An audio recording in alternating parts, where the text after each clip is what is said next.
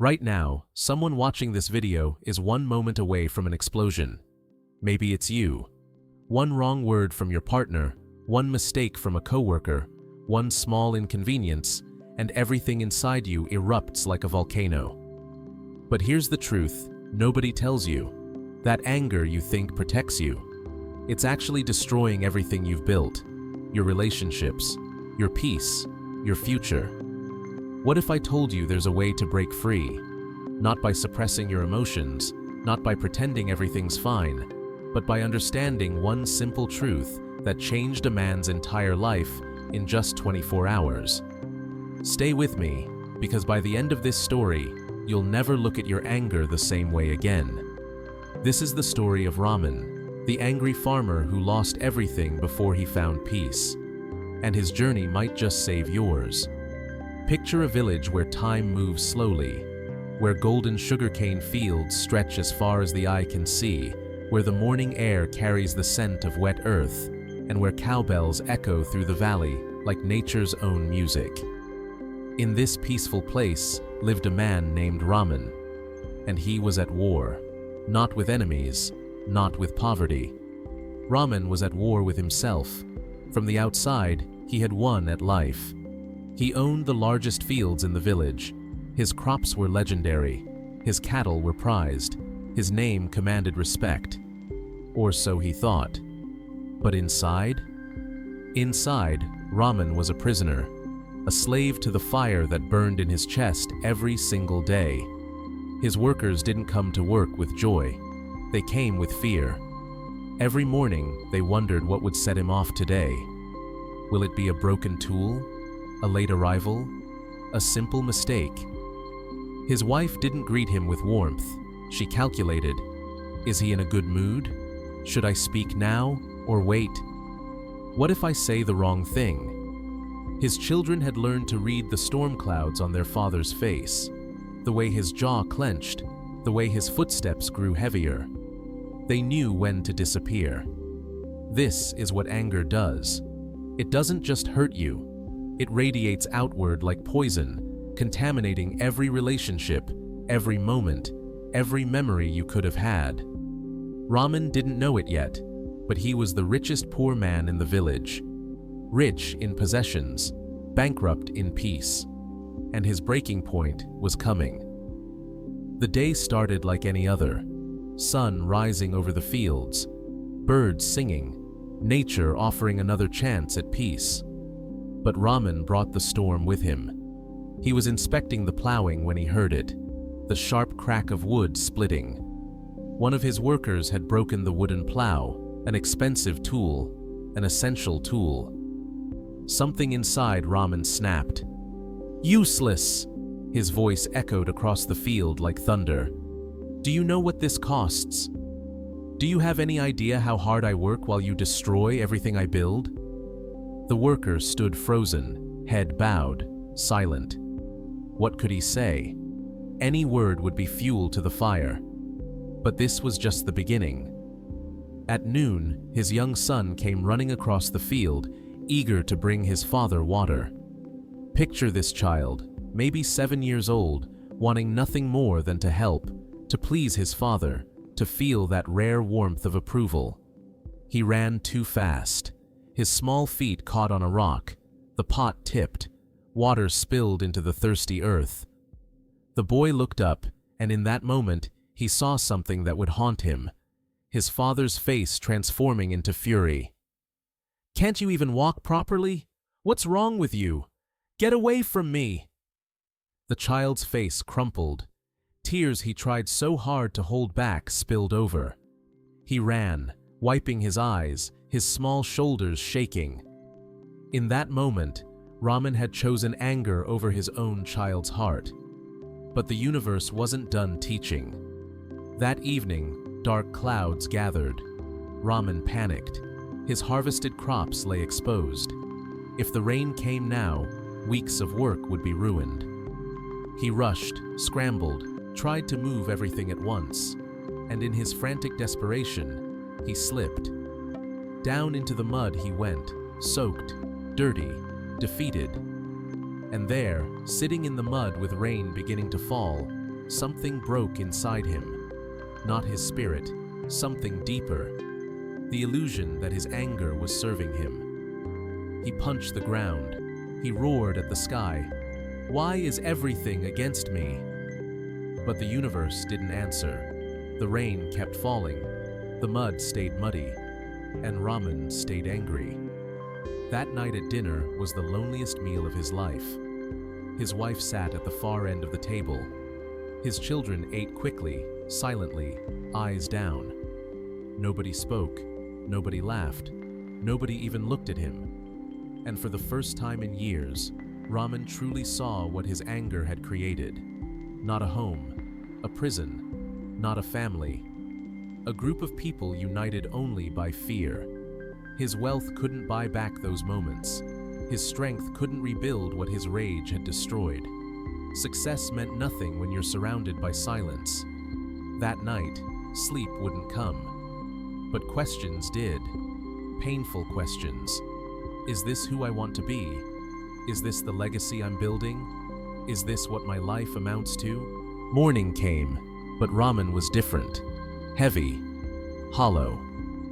He walked through the village not with his usual determined stride, but with the weight of a man who's finally stopped running from his own reflection. Ramen, beta, come have some tea.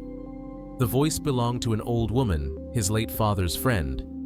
She lived alone in a small house, but something about her always seemed content, complete, at peace. Usually, Ramen would make an excuse and keep walking, but today, he followed.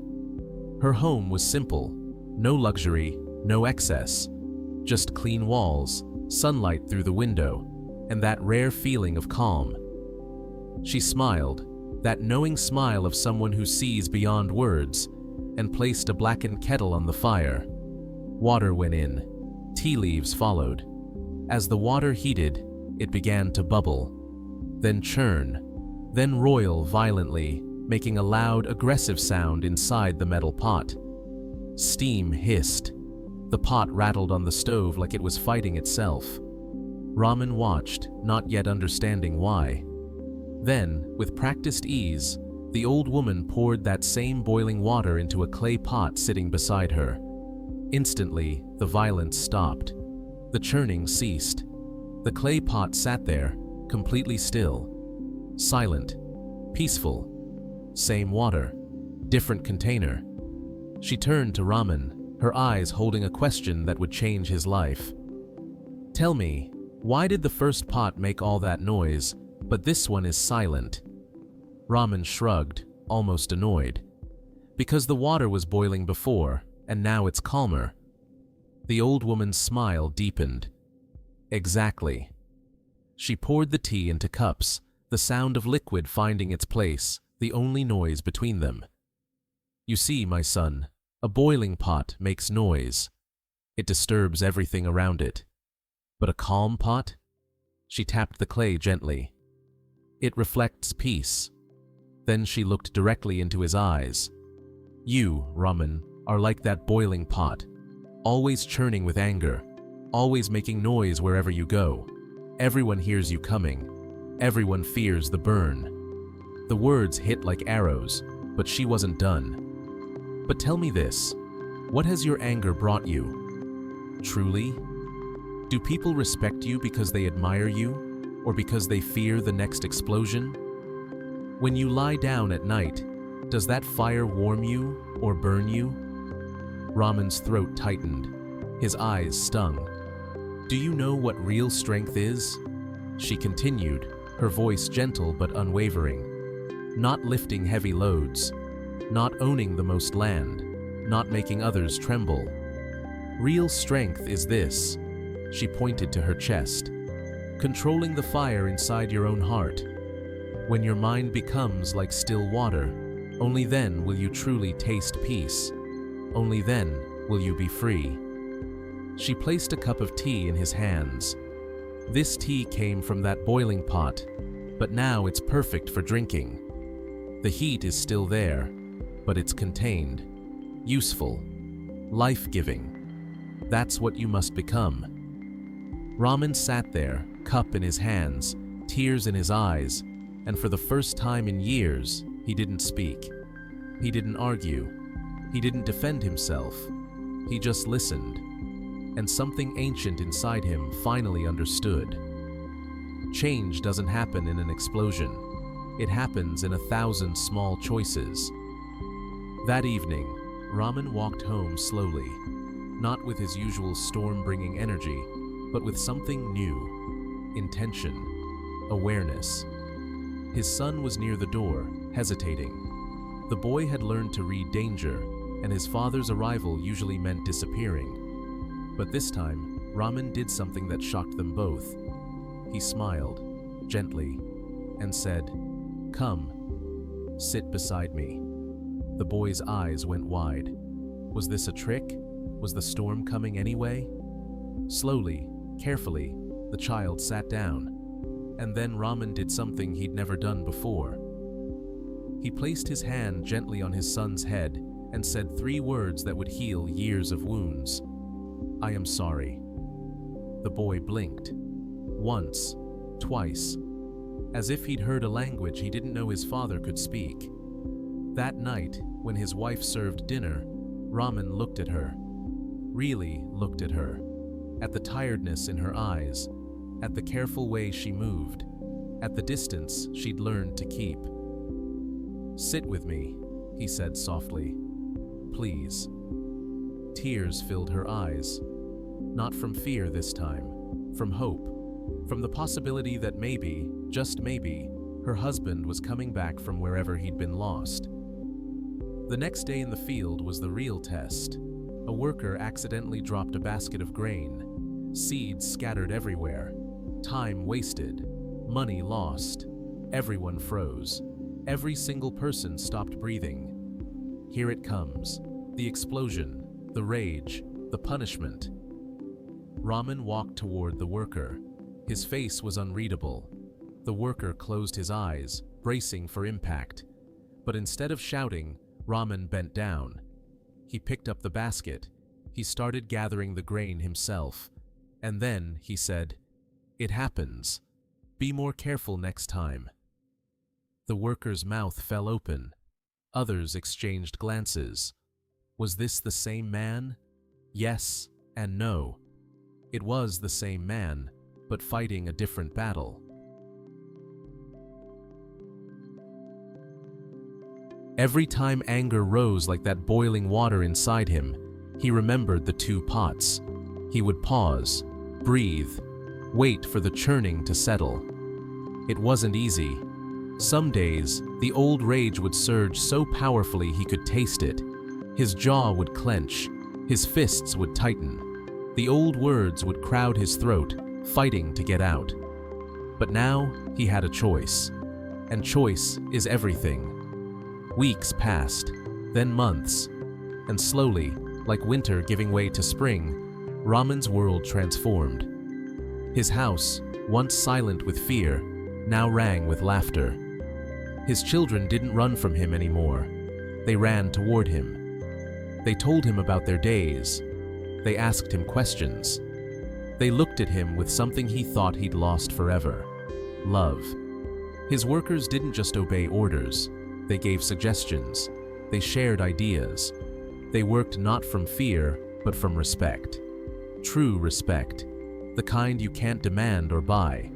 The kind you earn by being worthy of it. His wife smiled again. Really smiled. The kind of smile that reaches the eyes. And when she looked at him, there was warmth there. Admiration. Partnership. And Ramen? He slept peacefully. Not because his life became easier, not because problems disappeared, but because he was no longer at war with himself. The crops still had bad seasons, workers still made mistakes, life still brought rain at the wrong time. But Ramen had learned the secret. Peace isn't the absence of storms. Peace is being calm while the storm rages around you. He was still the same man who owned the fields, who worked hard, who cared about success. But now he was also something more. He was free. So here's what I want you to understand. Right now, in this moment, you have a choice. You can be the boiling pot, loud and destructive, damaging everything you touch. Or you can become still water, powerful but calm, strong but peaceful. Your anger feels like strength. It feels like you're standing up for yourself, protecting your boundaries, refusing to be weak.